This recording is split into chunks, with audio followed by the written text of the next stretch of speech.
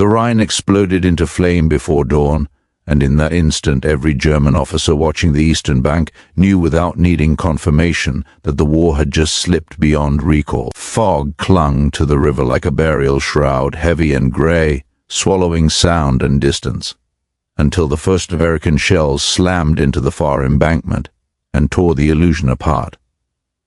The water leapt skyward in violent white columns. Steel screamed. Earth vanished. Somewhere beneath the thunder, engines growled, too many of them too close, and moving far faster than German intelligence had sworn possible. On the western bank, Lieutenant General George S. Patton stood rigid beside his command vehicle, ivory-handled pistols at his hips, jaw clenched, eyes fixed on the river as if daring it to resist him. "Gentlemen," he said quietly, almost reverently, "history's watching. For months, the Rhine had been spoken of as a natural fortress, Germany as final moat. Every bridge destroyed, every crossing point mapped, mined, and sighted by artillery. The High Command believed that even if the Americans reached it intact, the river would buy time. Weeks, perhaps months. Time to regroup. Time to bleed them. Patton intended to steal that time. Behind him, the Third Army waited columns of tanks, half-tracks, fuel trucks, engineers, infantry compressed into a living machine humming with barely restrained violence. The men had marched, fought, and driven without pause across France, through Lorraine, through the Saar, smashing German resistance so relentlessly that entire Wehrmacht units had dissolved rather than face them. Yet the Rhine was different. Everyone knew it. That was why the Germans did to expect this. At precisely 05:45 hours, Patton, engineers shoved the first assault boats into the water. On the eastern bank, Oberstleutnant Karl-Heinz Vogel lowered his binoculars slowly, his hands trembling despite the cold. He had fought in Poland, in France, in Russia. He had seen Soviet armor come on in waves that seemed endless, but this was something else. "They were crossing," he whispered. His adjutant frowned. "Sir?" Not probing, not testing, crossing. Even as Vogel spoke, the river filled with dark shapes, boats moving with impossible speed, cutting clean wakes through the current. No hesitation. No pause for artillery softening, no delay for air superiority checks. This was not doctrine. This was audacity. Vogel snapped orders, his voice cracking over the field phone. Batteries opened fire, shells slamming into the river, shredding boats, turning men into red fragments that vanished beneath the current. And still they came. Engineers leapt into waist-deep water, dragging pontoon sections under fire. Infantry clawed up the eastern bank, firing as they ran. Smoke bloomed thick and blinding, masking the movement behind it. Then Vogel heard the sound that chilled him more than the shelling. Engines, not idling. Not distant, advancing. "How?" his adjutant muttered. "The bridges." Vogel was already shaking his head. "They don't need bridges." By mid-morning, the impossible had become undeniable. American armor was crossing the Rhine. Shermans rumbled over hastily assembled pontoon bridges, steel treads clanking, suspensions groaning under weight. They were never designed to bear on floating spans. Engineers worked like possessed men, repairing damage faster than German guns could destroy it. When one bridge collapsed, another rose beside it. When artillery zeroed in, smoke swallowed the sightline. Patton crossed personally that afternoon, standing upright in a boat as it cut across the river, helmet low, lips curled in a thin, satisfied smile. "The Krauts thought this river would stop us," he said to no one in particular. "They forgot something." "What is that, sir?" an aide asked. Patton stepped onto German soil and spat. "That we don't stop." East of the river, chaos reigned. German armored units, already depleted, scrambled to respond. Orders contradicted each other. Communications broke down, fuel shortages crippled mobility. Yet what terrified commanders most was not the Americans' presence, it was their speed. Panzers pulled back from forward positions only to find American tanks, already cutting across their retreat routes. Columns that should have escaped intact were ambushed from the flanks, hammered by artillery called in with surgical precision. In a ruined village outside Oppenheim, Hauptmann Ernst Keller stared at the wreckage of his battalion in disbelief. His Panzer IV stood abandoned, engine cold, fuel tanks dry. "They were here before us," one of his crewmen said, voice hollow. "How?" Keller had no answer. He had grown up worshipping German engineering, speed, precision, superiority. Yet the Americans moved like a flood, unconcerned with roads, schedules, or caution. Rumors spread faster than orders. "They have new engines," someone whispered, "jet-powered tanks, captured our designs." No, another insisted, eyes wide, something else. Something impossible. At Third Army headquarters, Patton studied the maps with predatory focus. Red arrows surged eastward, outpacing every projection. "Keep them moving," he barked. "No pauses, no breathers. If a unit stops, find out why and fix it. But supply." A staff officer began. Patton cut him off. "We'll catch up." And somehow it did. Fuel trucks raced forward under blackout conditions. Engineers threw bridges across streams and canals as if water itself were an inconvenience. Infantry rode tanks, clung to half-tracks, marched through the night.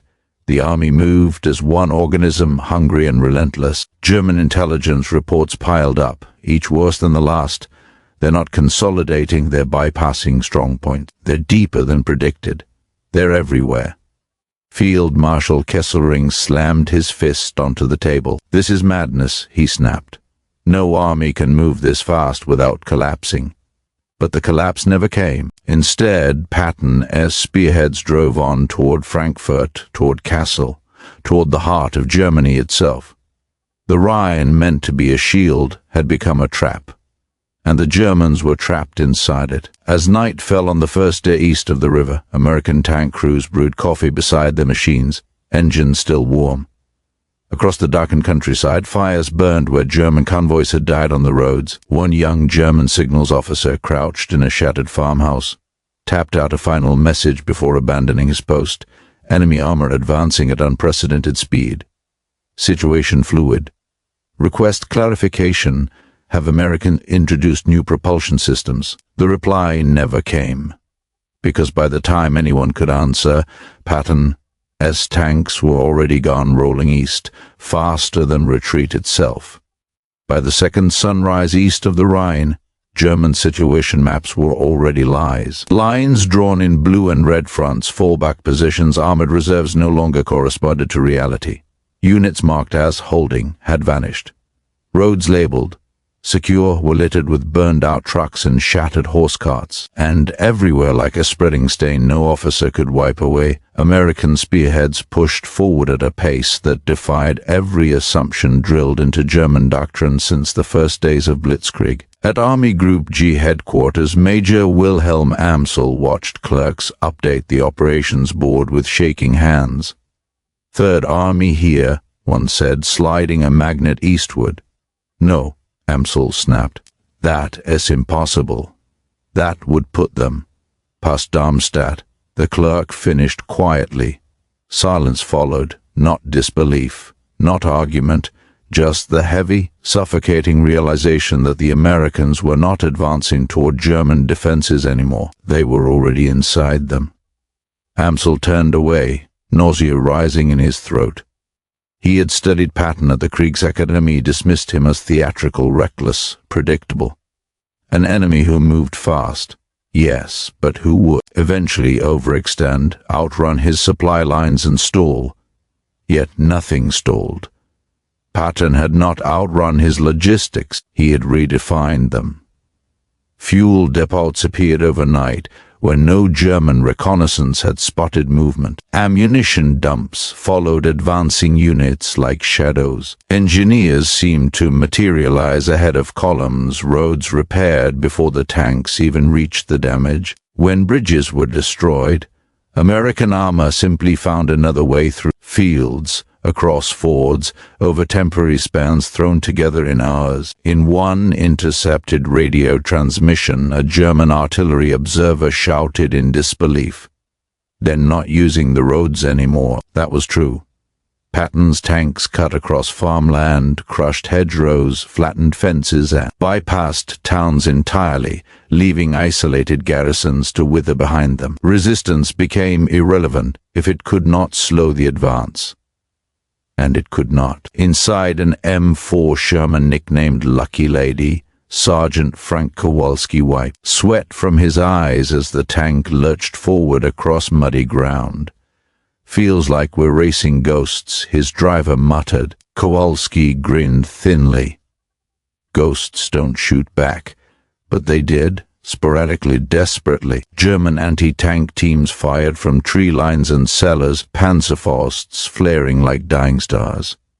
Some Shermans burned, some crews never climbed out. Yet the column did not stop. Tanks maneuvered around wrecks. Infantry dismounted, cleared resistance, remounted, moved on. Speed was mercy for the Americans and for the enemy they left behind. For the Germans still trying to organize a defense, speed was annihilation. Hauptmann Ernst Keller, now leading a composite Kampfgruppe of remnants from 3 shattered units, received orders at dawn: hold the crossroads at all costs. He stared at the map.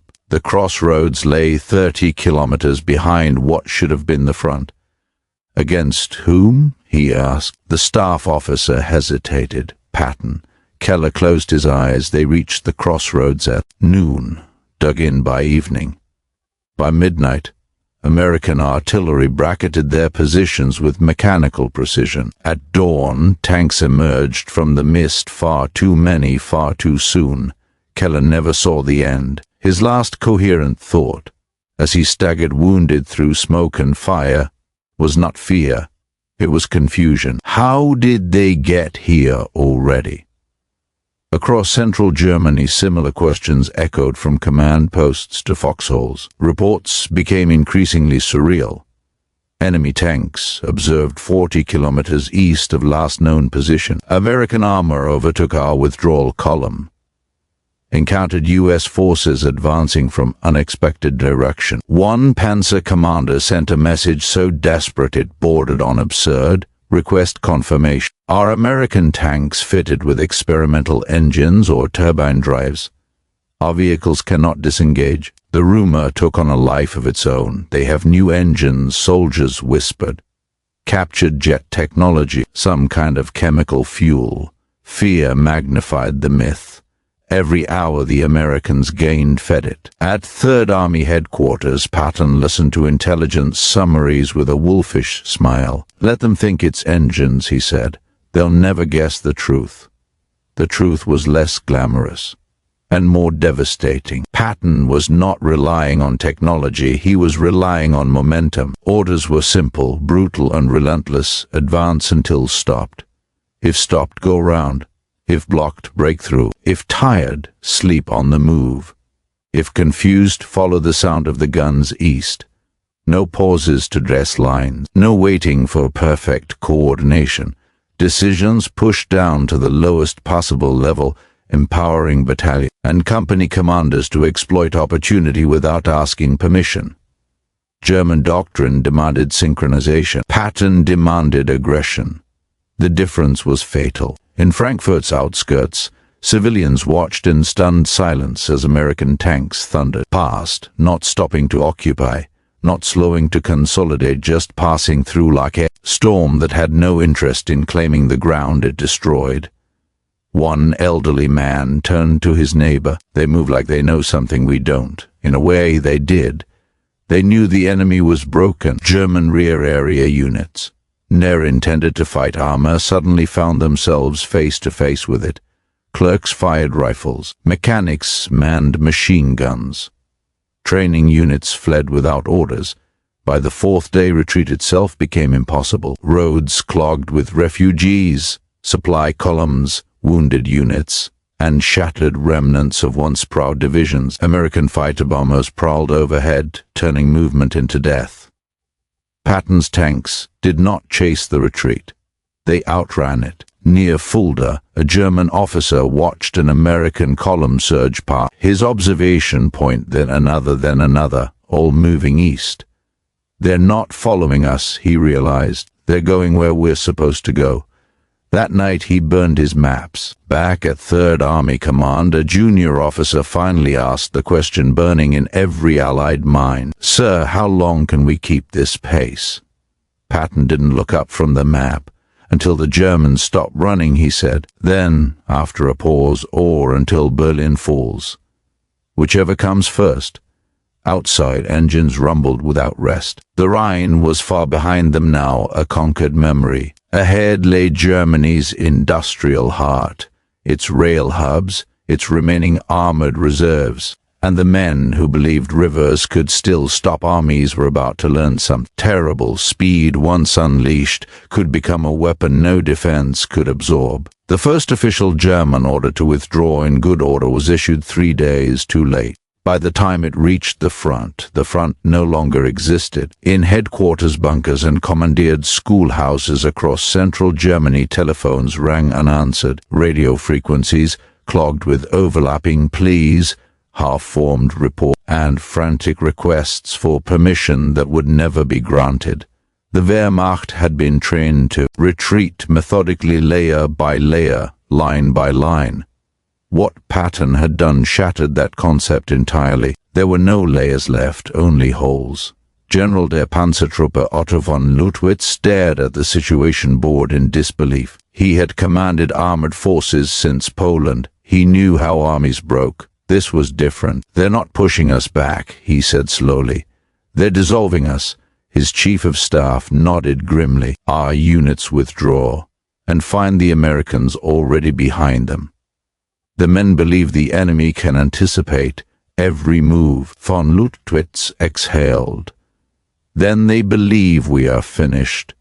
That belief spread faster than any order. A Panzer battalion attempting to disengage near Eisenach ran straight into an American armored column, moving parallel, engines roaring, turrets already traversing. The Germans fired, destroyed 2 Shermans, and were annihilated in return. Survivors swore the Americans had appeared from nowhere.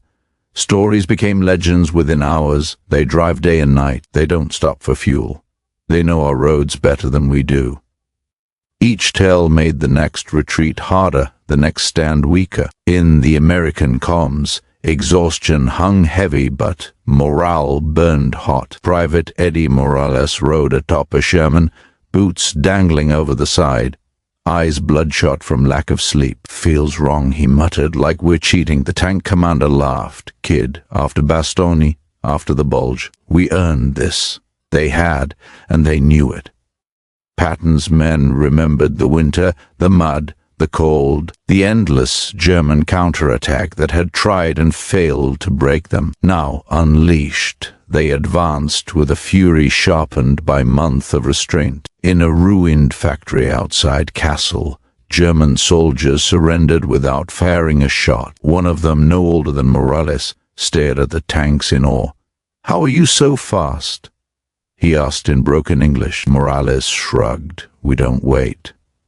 That answer haunted German interrogators who heard it repeated again and again.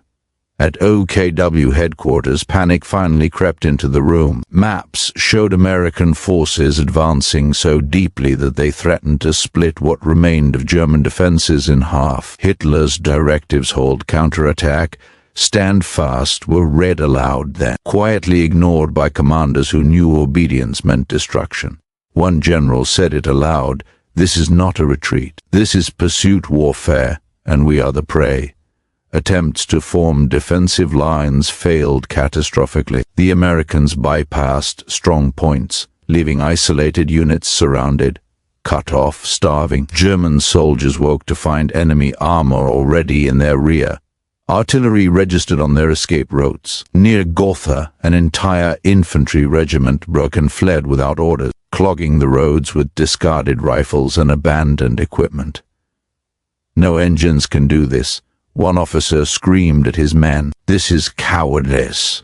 But he was wrong. It was inevitability. Patton sensed it. Standing over his map table, He traced the red arrows with his finger, eyes gleaming. "They're losing cohesion," he said. "Now we go for the spine." Orders went out that afternoon: push harder, deeper, cut rail hubs, seize crossings, never let them reform. Third Army accelerated. German commanders begged for time. Time to regroup, time to rearm, time to understand what was happening. Patton gave them none. At one crossroads, a battered Panzer V Panther waited in ambush. Its gunner fired, knocking out the lead Sherman. Flames erupted. For a heartbeat, hope flared among the Germans. Then 6 more Shermans crested the rise, guns blazing, infantry pouring off half-tracks. The Panther died under a storm of fire. The ambush delayed the Americans by 4 minutes. 4 minutes was all it bought. By now, even German civilians sensed the change. Refugees moving east encountered American armor moving faster than they were. Some stepped aside silently, others waved white cloths. None resisted. A middle-aged woman clutched her child as tanks thundered past her village. "They move like the war is already over," she whispered. For Germany it was. That night, a final intelligence summary reached Berlin. Enemy armored forces advancing at pace exceeding all previous engagements. Unable to establish stable defensive line. Morale critically degraded. Cause of enemy speed unknown. Hitler slammed the document down. "Lies," he spat. "No army moves like this without miracle weapons." In a way, he was right. Patton's miracle was not steel or fuel or engine. It was belief, absolute, infectious belief that nothing could stop them.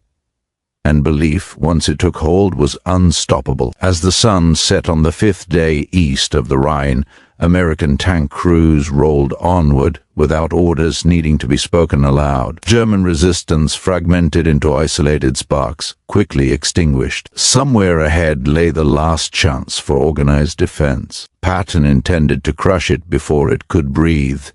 By the 7th day east of the Rhine, German command could no longer pretend. The Third Army's advance was not a fluke.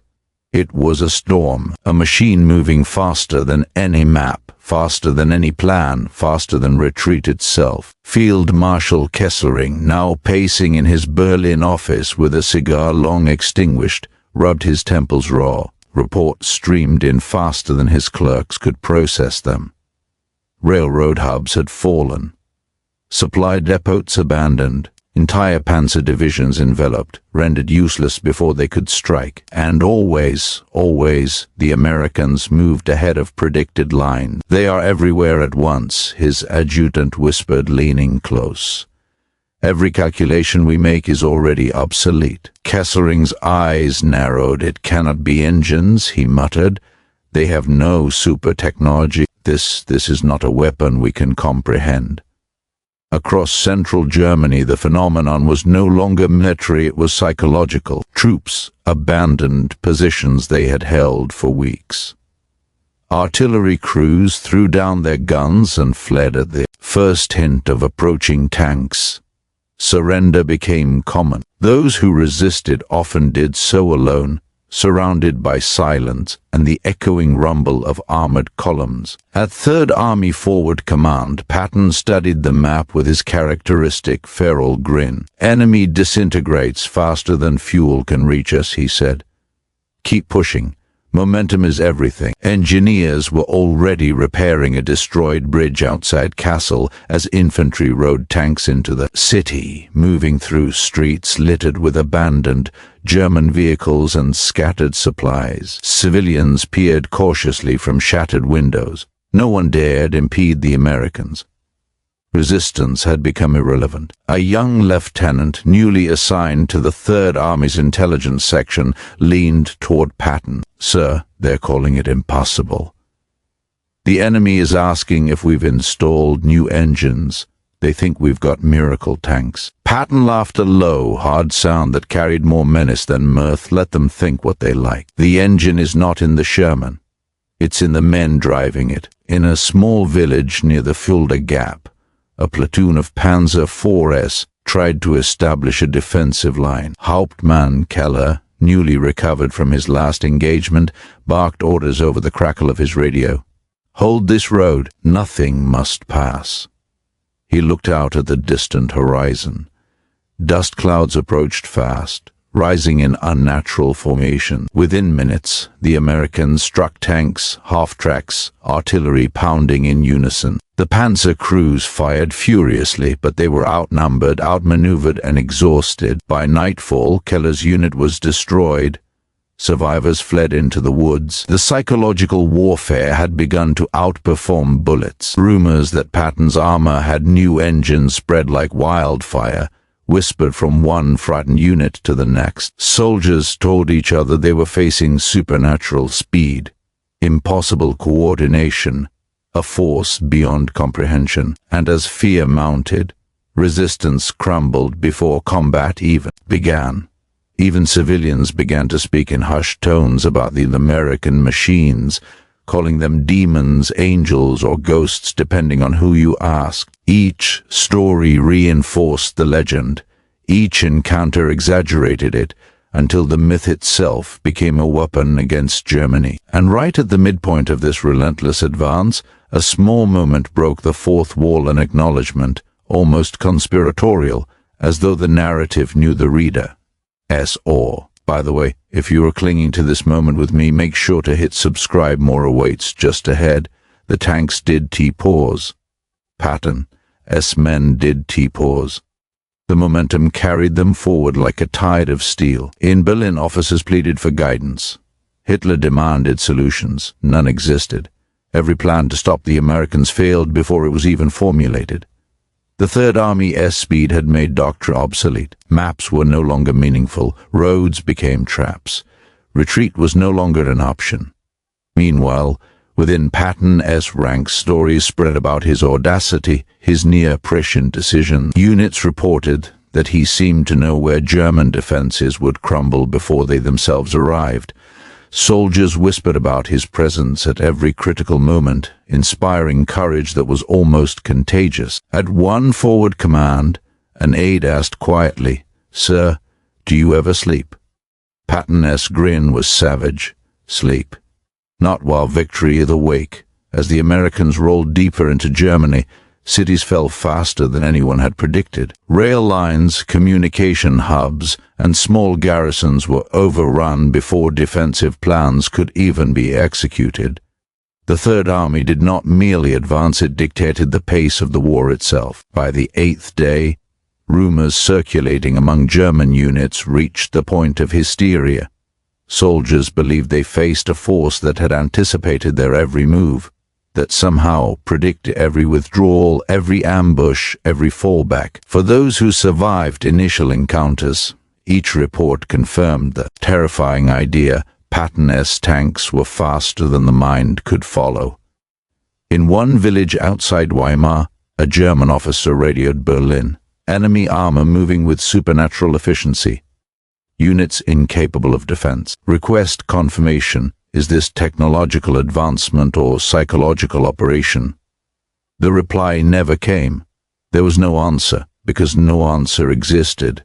The Americans were not relying on miracle engines, secret blueprints, or captured technology. They were relying on something far simpler and far deadlier. Relentless momentum, audacious tactics, and soldiers willing to act decisively without waiting for permission. That night, as fires lit the horizon from destroyed supply convoys and abandoned fortifications, Patton surveyed the scene from atop a tank. "Tomorrow," he said softly to his staff, "we push further. Make them wonder if rivers, towns, or roads can stop us. Make them question if they are even allowed to fight. Make them believe we are unstoppable." And for the Germans, the truth of that belief would become clear faster than they could comprehend. By the 9th day, beyond the Rhine, Germany's western defenses were no longer organized. They were ruins masquerading as an army. Roads choked with abandoned vehicles, artillery pieces left in the mud, and exhausted soldiers fleeing into the forests marked the landscape like scars. The Wehrmacht, once Europe's most disciplined fighting force, had become a scattering of terrified units, incapable of forming a line, incapable of resisting momentum. At the Third Army's forward observation post, Patton stood atop a hill overlooking the Rhine valley, binoculars raised. Smoke from villages and supply dumps rose like pillars into the cold morning air. Tanks moved relentlessly through the haze, engines growling, suspensions groaning under loads they were never meant to bear on fields, ruins and temporary bridges. "Everywhere we look," Patton said quietly, almost to himself. "They fold before us." Colonel James Bradford, his operations chief, glanced at him nervously. "Sir, the speed, remarkable. They can't possibly retreat fast enough. Every time we anticipate their fallback, we find you already beyond it." Patton lowered his binoculars, a hard smile slicing across his face. "There's the point, Colonel. We are not chasing them. We are running them out of options." East of the Rhine, remnants of German armored divisions tried desperately to regroup near the city of Kassel. Major Wilhelm Amsel, already shaken by previous days, watched the reports pile up. Columns that should have taken hours to appear were already engaged.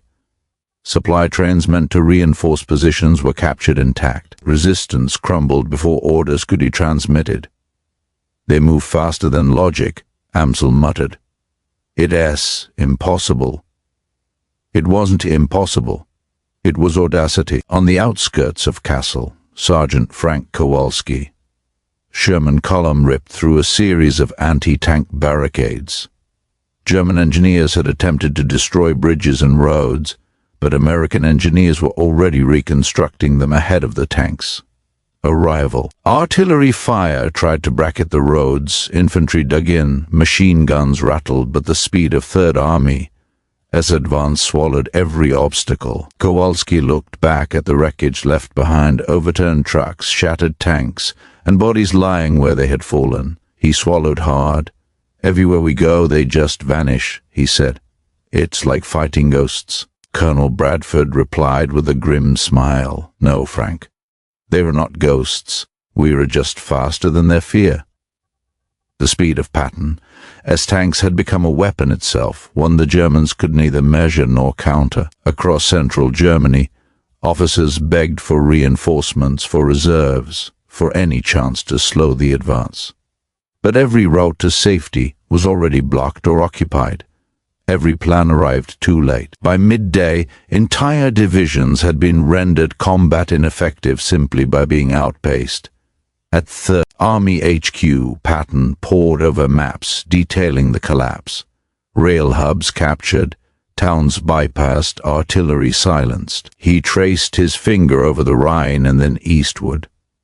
"Let them think it's engines, fuel, magic," he muttered. "It's momentum, discipline, and aggression.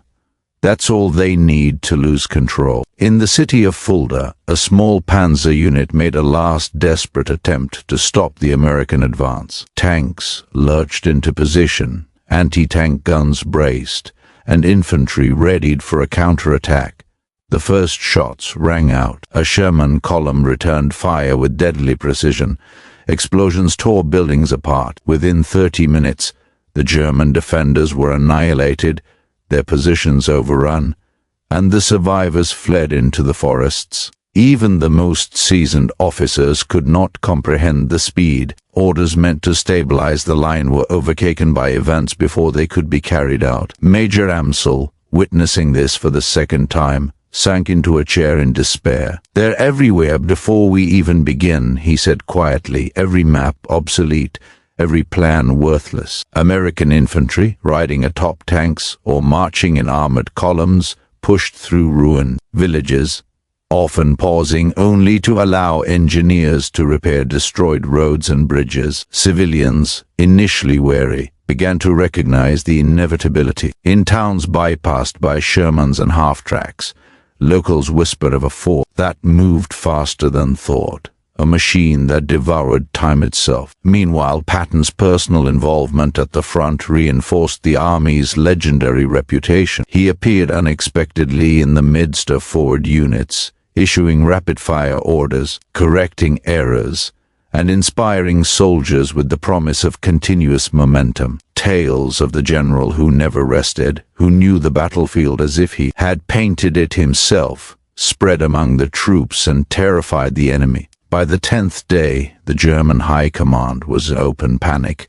Reports flowed in from every sector: armored divisions dissolved, towns abandoned without resistance, rail lines captured intact, supply depots seized, and isolated pockets of resistance rendered ineffective before they could organize. Field Marshal Kesselring slammed his fist on the table.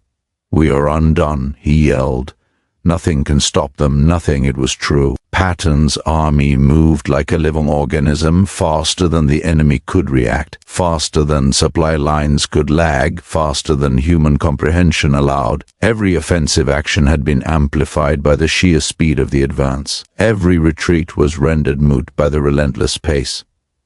German units were no longer retreating, they were collapsing. The legend of Patton's tanks spread beyond military reports into whispered tales, rumors, and myths. Soldiers described impossible speed, supernatural coordination, and unstoppable aggression. They spoke of engines so powerful that no vehicle could hope to outrun them. Civilians told stories of tanks appearing out of nowhere, overrunning positions in minutes that should have taken hours. And in every report, one phrase echoed louder than all others: new engines. It was not engines. It was leadership, audacity, and momentum, pure, unrelenting momentum. By the 11th day, the Third Army reached the outskirts of central German industrial hubs. German forces were scattered, isolated, and demoralized. Patton's tanks roared through, engineers kept the pace, and infantry secured the ground. The collapse of the western fortress of Germany was now complete. The Rhine had been crossed, rivers and obstacles overcome, resistance neutralized, and the enemy left scrambling in confusion and fear. Patton's speed had not only shattered defenses, it had broken the German mind. As night fell, the Third Army camped among the ruins, engines still warm. Soldiers shared quiet stories of towns past, positions overrun, and comrades lost, but the underlying feeling was one of awe. The Americans had not merely advanced. They had redefined what speed meant in modern warfare. Patton looked out over the darkened countryside, smoke and flames rising in the distance, and allowed himself a brief, grim smile. Tomorrow the advance would continue. Germany would fall under the weight of momentum, audacity, and the unstoppable roar of American armor. The 12th day of the Rhine campaign dawned gray and cold, yet for the Third Army it carried a heat that no weather could extinguish, the fever of unstoppable motion. Germany's western defenses had ceased to exist in any meaningful sense. What remained were fragments, disorganized soldiers fleeing, shattered armor, and towns left abandoned in confusion and despair. Patton's forces, moving faster than intelligence could track, had turned strategy into a river, flowing relentlessly eastward. At Third Army headquarters, Patton unfolded a map smeared with pencil lines, red arrows stretching into central Germany like claws of fire. His aides circled nervously. "Sir," one said quietly, "our fuel trains are stretched thin. Can we maintain this pace?" Patton's eyes gleamed, cold and unyielding. "They can run as long as we do. Fuel catches up. Men adjust. Nothing else matters. Keep going." On the eastern approach to Kassel, remnants of German armored divisions attempted a desperate stand. Panther tanks and Stu-GS lurked behind hedgerows. Infantry braced in shattered buildings. Anti-tank guns were positioned with painstaking care, but speed had already won. American Shermans moved with the fluidity of a tide. Engineers had repaired damaged bridges before the Germans could fire a single round. Artillery barrages arrived faster than coordination could react. A single Sherman rolled over a small hedgerow, turret swinging as the gunner fired into the rubble where German soldiers had tried to mount resistance. Survivors fled into the surrounding forest. One officer, Major Amsel, sat on a ruined wall shaking his head. "Impossible," he whispered. "Every plan already obsolete." every line already broken. By noon, Patton himself had entered Castle. Civilians peered cautiously from their windows. Soldiers emerged from basements and alleyways to surrender. The streets were littered with the remnants of retreating German units, abandoned equipment, and the burnt-out husks of vehicles. It was a city conquered without prolonged siege, a theater of victory written in motion. In Berlin, reports arrived that the Third Army was now operating with a speed and precision that no German command could match. Hitler refused to accept it. His generals tried to explain, but words failed. Every report contradicted the previous one. Every plan to slow Patton's advance had been nullified before it could be carried out. Rumors had become legend. New engines, German soldiers whispered, haunted by what they could not understand. Could an army really move this fast? Could human determination alone defy rivers, roads, and obstacles? Could courage and audacity alone render doctrine meaningless? Across the Third Army, morale soared. Soldiers had witnessed their own army's fury firsthand. Private Eddie Morales watched as Sherman columns cut through towns, bypassed obstacles, and outran retreating Panzer units. "We're unstoppable," he said softly. Colonel Bradford nodded. "Faster than anyone expected, smarter than anyone feared." Patton's vision? It's rewriting what war means. Patton himself surveyed the surrounding countryside, smoke curling from villages and supply depots alike. Fires from the destroyed German positions painted the landscape in orange and black. Engines still hummed. Bridges had been repaired, roads cleared, infantry secured the ground. Every obstacle overcome, every resistance neutralized, every enemy movement anticipated and surpassed. As the day drew to a close, Patton's forces paused only briefly. Engineers repaired a collapsed railway bridge. Tanks refueled and advanced. Infantry marched through the night.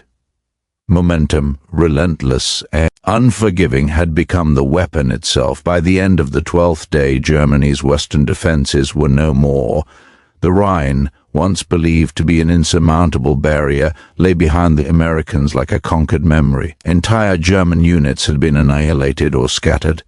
Cities lay under the control of Patton's forces before the enemy could regroup. Rail hubs, depots, and strategic towns had fallen. Even the most experienced German commanders could only watch as their calculations failed, their doctrine crumbled, and their army dissolved in the wake of an unstoppable advance. Field Marshal Kesselring could only mutter to himself in disbelief, "It cannot be engines, it cannot be." But it was not engines. It was the unrelenting will of men who refused to wait, who refused to hesitate, who refused to stop. It was audacity embodied, the embodiment of momentum as a weapon. Patton's tanks had crossed the Rhine faster than the Panzers could retreat, faster than maps could predict, faster than fear could dissipate. By nightfall, the Third Army rested briefly among the ruins of German resistance, engines still warm, men alert, and victory looming. Tomorrow, the advance would continue deeper into Germany, but the lesson was already written in fire, steel, and the whisper of shattered Wehrmacht soldiers. Speed, decisiveness, and relentless audacity could break even the most fortified enemy. Patton, standing atop a Sherman overlooking the darkened fields, raised his binoculars one last time toward the horizon. The Rhine lay behind him, conquered. Ahead, Germany awaited, and somewhere in the shattered lines of the Wehrmacht, one thought echoed again and again: new engines. Impossible. No engines. Just men who refused to stop, and in that refusal, history had been made.